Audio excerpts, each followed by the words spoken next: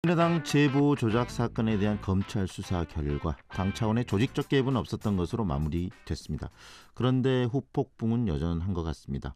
국민의당 전국 지지율이 바닥까지 떨어져 있는데요. 당 지지도 조사에서 이 5개 정당 가운데 꼴찌라고 합니다. 당이 위기인 상황에서 이번 달 말에 있을 이 전당대회 굉장히 중요할 텐데요.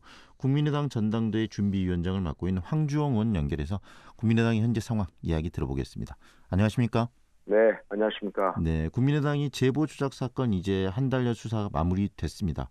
조사 결과에 대해서 우리 황 의원님 생각이 궁금합니다. 네, 증거 조작을 해서라도 대선에서 이겨보겠다는 이 중대 범죄를 네, 저희 당 관계자가 저질렀다는 사실에 경악을 금할 수 없고 거듭거듭 부끄럽고 죄송합니다. 다행히 이번에 검찰 수사 결과 가장 윗선이라 할 수 있는 안철수 후보와 박지원 상임선대위원장 등에게는 무혐의 처분이 나왔습니다. 그러나 이제 그분들의 정치적, 도의적 책임까지 무혐의라는 것은 아니기 때문에 반성과 속죄의 자세는 계속되어야 한다고 생각합니다. 네, 반성과 속죄는 계속해야 된다는 말씀을 하셨는데요. 네. 결국은 이런 제보 조작 사건이나 이런 일련의 사건들이 터지면서 지금 국민의당의 국민적 지지가 굉장히 바닥세입니다. 알고 계실 텐데요. 네. 이런 지지율을 바닥세가 뭐 계속적으로 반복되는 부분에 대해서 당내에서는 어떤 생각이 드십니까? 우선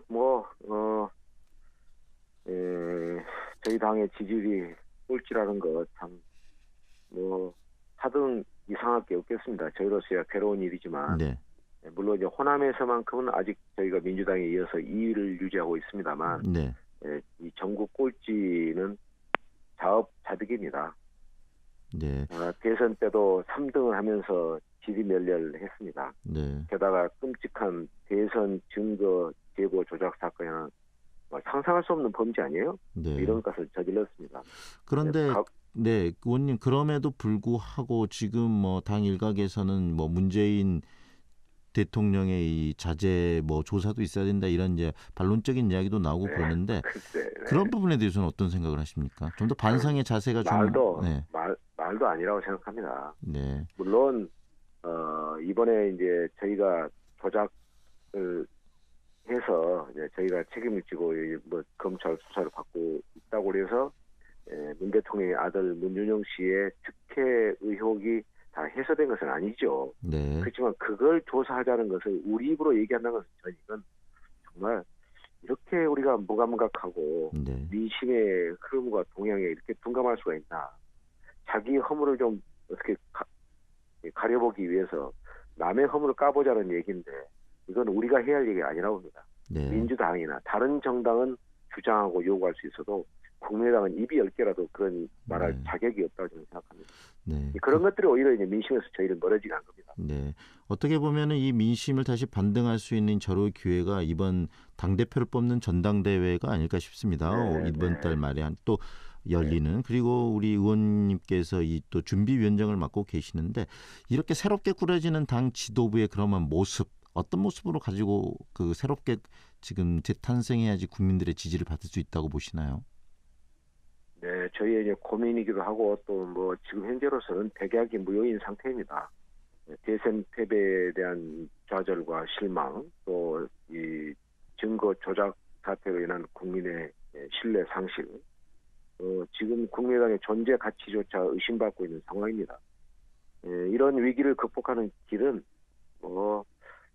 인물의 교체에 있을 겁니다. 네. 대선 패배와 증거 조작 사건으로부터 완전히 자유로운 지도부를 구성해서 새 출발하는 것, 그거 외에 다른 길이 저는 없다고 믿습니다. 네. 그런 부분들이 이제 새로운 대표 부분에 이게 반영이 돼야 될 것 같은데 지금 그렇습니다. 뭐 정동영 의원이나 지금 나온 천정배 의원 이런 분들이 지금 대표 출마를 선언을 하셨는데 이런 부분들이 새로운 어떤 국민의당의 정체성을 견인할 수 있는 인물이라고 보시나요?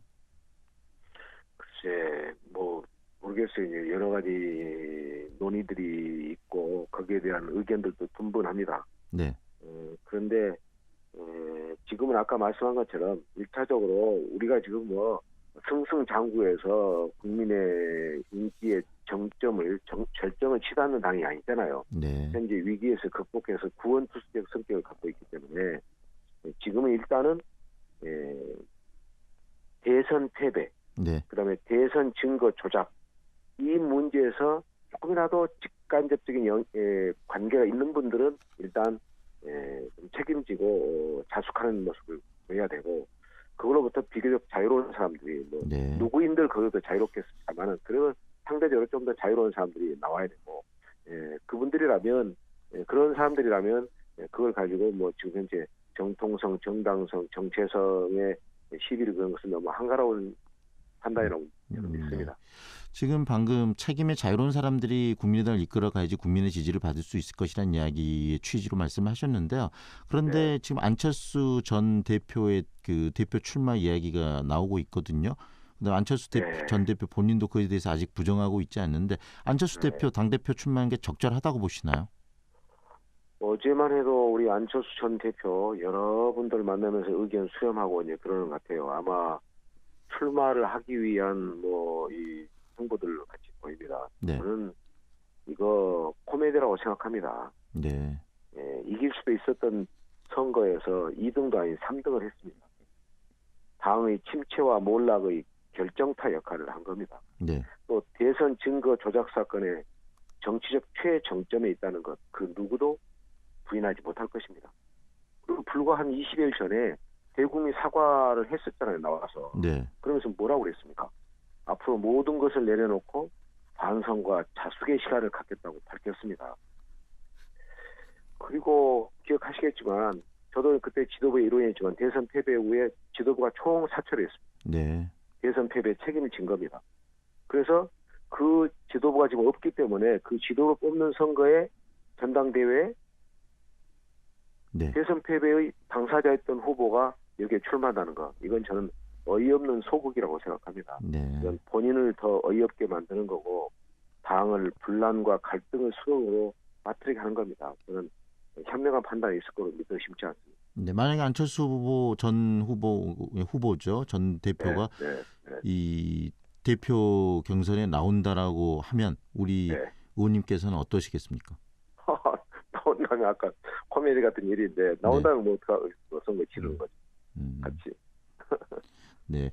내년에 이 지방선거에도 안철수를 위하고 또 국민들의 지지를 다시 얻기 위해서도 안철수 전 대표가 나오서는 안 된다고 생각하시는 거네요. 글쎄, 내년 일은 또 내년 일이지만 전 내년도 이제 뭐 꼭 안철수 후보가 당 대표여야 한다는 생각을 저는 하지 않습니다. 네. 당 대표가 아니어도 얼마든지 도울 수 있는 길은 있을 것입니다. 네. 그리고 지금은 이제 그 선거 1년 전의 얘기입니다. 안 전 후보가 옳은 판단 해야 한다고 봅니다. 지금 아까도 말씀했지만 당이 상당한 혼란과 분열, 갈등의 수렁으로 빠질 조짐이 굉장히 강합니다. 네. 앞으로 그런 부분들이 국민의당 내에서 좀 더 치열하게 논쟁이 됐으면 하는 생각이 들고요. 오늘은 여기까지 듣겠습니다. 감사합니다. 예, 고맙습니다. 지금까지 국민의당 전당대회 준비위원장을 맡고 있는 황주홍 의원과 이야기 나눴습니다.